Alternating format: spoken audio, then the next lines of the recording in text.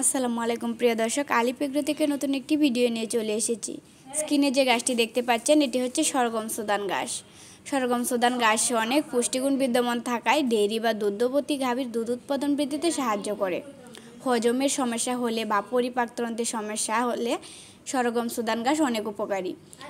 গরু মোটাজাতকরণে এই ঘাস ব্যবহার করলে মাংসের উৎপাদন বৃদ্ধি পায়।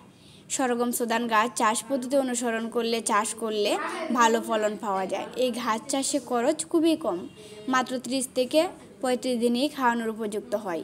5 থেকে 6 ফিট লম্বা হয়। একবার বীজ ছিটালে আপনি 6 থেকে 7 বার কাটতে পারবেন। সারা বছর চাষ করা যায়। নরম ও সুস্বাদু হওয়ায় এই ঘাস গরু এবং ছাগলে খুব ভালো খায়। দীর্ঘদিন পর্যাপ্ত নরম থাকে। অধিক পুষ্টিগুণ সম্পূর্ণ ও উচ্চ ফলনশীল ঘাস। এতে আছে প্রোটিন 22% এবং ফাইবার আছে 18%। 1 কেজি বীজ দিয়ে আপনি 5% জমি রোপণ করতে পারবেন।